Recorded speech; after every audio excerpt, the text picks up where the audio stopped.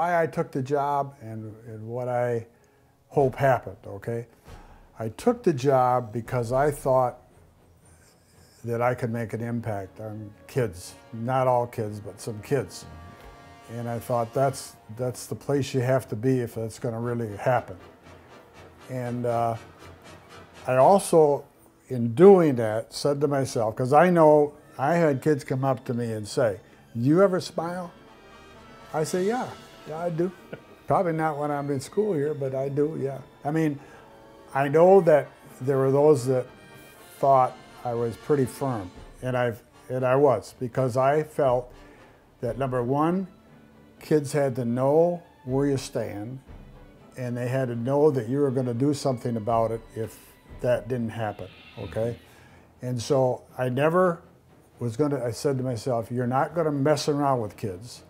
You're going to be there to do a job, and you're not going to play around. I mean, there were some times when, you know, I always learned fast. Now I'm going to put my hands on kids. That was another thing. I'm not going to put my hands on kids.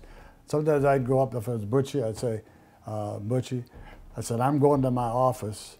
I'm going to be there in less than a minute, and you better be there when I get there. And I'd turn around and walk to the office so that I wasn't grabbing his arm or anything like that. I never had anybody not find the office. And then also when they were in the office, and this was by design. If Butchie was sent down by and Butchie wasn't, but if he was sent down by a teacher, I'd say, "What are you doing here?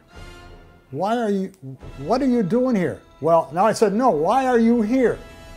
I mean, I wanted him to be kind of afraid of what's going on right now. What are you doing? And so he'd come in and say, "Well, this or that." I say, "You know what? So-and-so never sends anybody down to me. You're the first one I've got down here." I said, "I better call your mother and dad right now." And most of the time they'd say, "Oh, no, you don't have to do that." I said, "What do you mean I don't have to do that?" I said, "You're not going to mess up this class like that." So I finally, if they said that, I'd say, "Well, okay." I said, "You know, I won't do it. I won't do it this time. I'm not going to call your mother and dad. But I'm going to tell you something.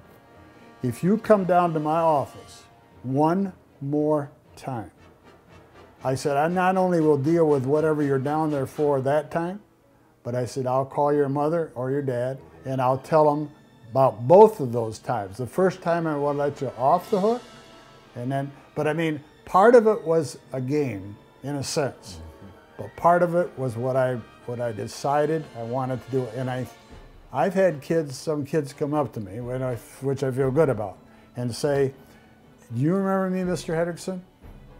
I say, I remember the face a little bit, but I don't remember your name. And they would say, well, they'd say, "I was in your office quite a bit." But then a lot of times they would say, "But you were right. You were right." You know, they're 30, 40 years old now. "You were right." That made me feel good.